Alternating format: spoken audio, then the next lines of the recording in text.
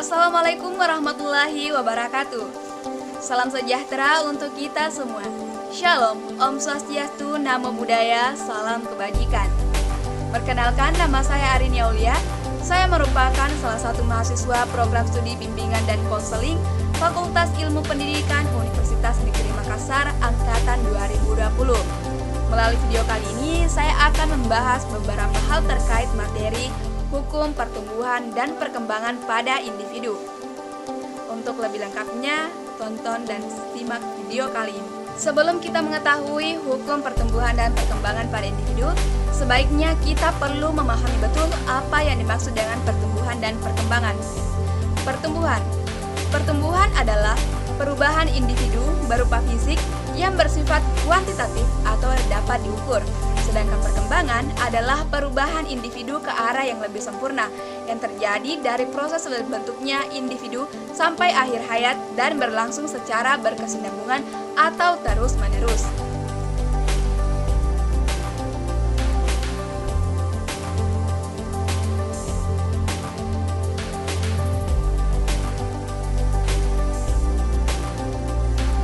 Untuk bagian pertama, kita akan membahas tentang jenis-jenis hukum pertumbuhan. Yang pertama, hukum cephalocodal mempunyai ciri-ciri. Pertumbuhan fisik dimulai dari kepala ke kaki. Bayi memiliki bagian-bagian dan organ-organ kepala yang lebih matang daripada bagian tubuh lainnya. Bayi dapat menggunakan mulut dan matanya lebih cepat daripada anggota badan lainnya. Proporsi bagian kepala dan rangka batang tubuhnya mula-mula kecil dan makin lama makin besar. Selanjutnya untuk hukum kedua adalah hukum proximidistal. Pertumbuhan fisik berpusat pada sumbu dan bergerak ke tepi. Selanjutnya, organ-organ tubuh pada pusat seperti jantung, hati, dan sistem pencernaan lebih dahulu berfungsi daripada organ tepi.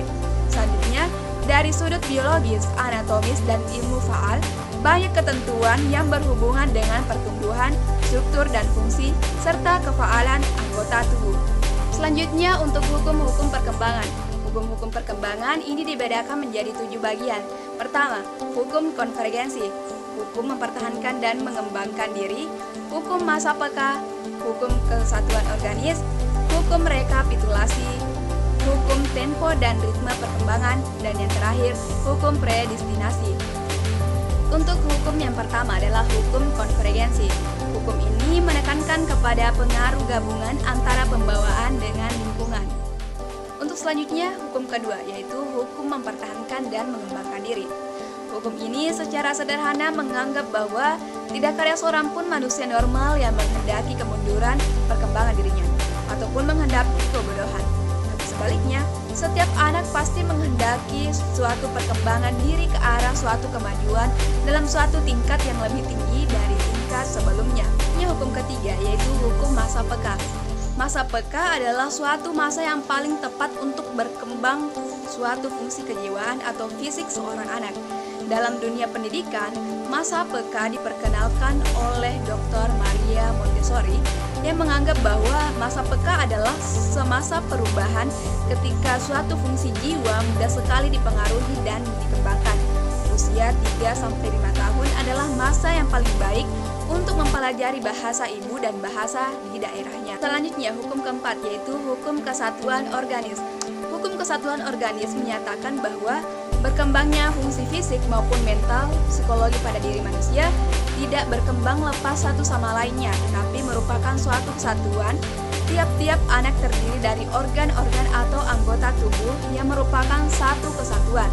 Di antara organ-organ tersebut, fungsi dan bentuknya tidak dapat terpisahkan, berdiri integral. Contohnya, perkembangan kaki yang semakin besar dan panjang pasti diiringi perkembangan otak dan kepala, tangan, dan lain-lainnya. Selanjutnya untuk hukum kelima, yaitu hukum rekapitulasi. Rekapitulasi merupakan pengulangan ringkasan dari kehidupan suatu bangsa yang berlangsung secara lambat selama berabad-abad. Jika dihubungkan dengan psikologi, dapat diartikan bahwa rekapitulasi berarti perkembangan anak mengalami ulangan ringkas dari sejarah kehidupan umat manusia.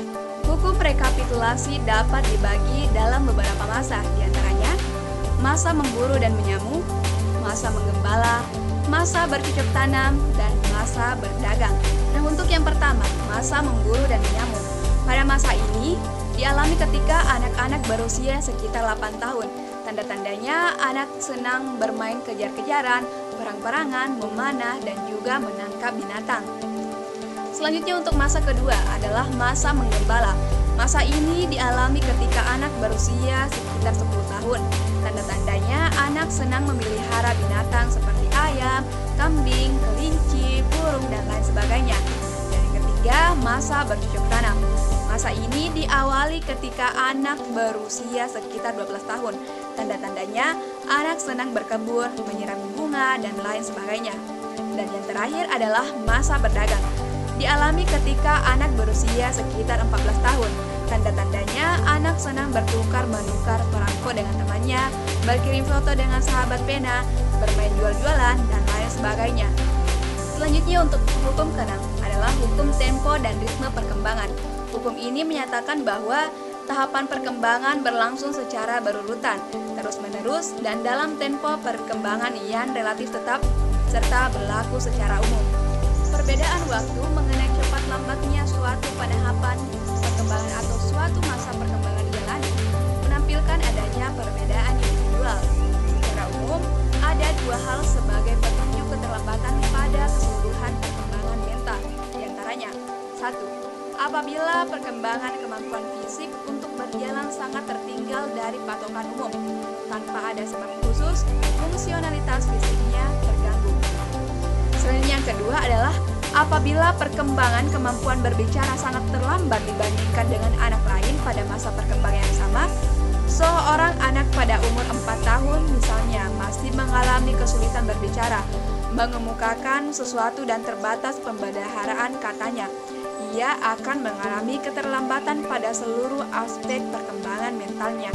Selanjutnya untuk hukum ke-7 yaitu hukum predestinasi. Predestinasi dalam teologi adalah doktrin yang menyatakan bahwa semua peristiwa di alam semesta ini telah dikehendaki ataupun ditentukan oleh Allah. Biasanya yang dikaitkan dengan nasib akhir ataupun takdir dari jiwa seseorang. Predestinasi merupakan sebuah konsep religius yang melibatkan hubungan antara Tuhan dan ciptaannya. Tak dapat diingkari bahwa perkembangan itu berpangkal pada kehidupan. Sementara kehidupan itu penuh dengan ketentuan ataupun kodrat dari Allah, Zat yang Maha Pencipta dan Pengatur. Hukum kodrat ilahi yang pertama yaitu mengenai hidup itu sendiri.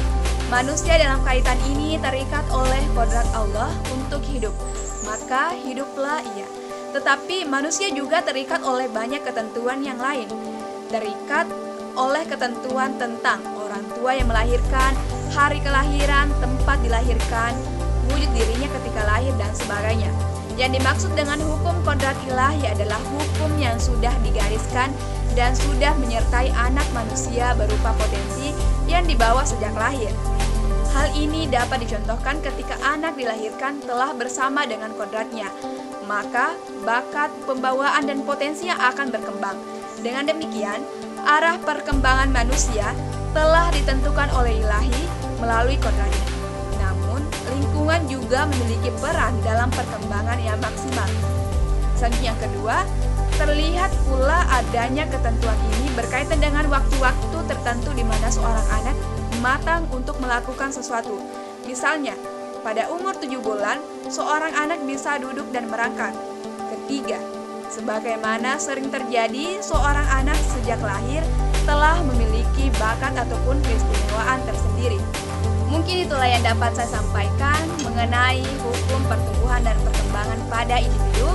Lebih dan kurangnya mohon dimaafkan. Wassalamualaikum warahmatullahi wabarakatuh.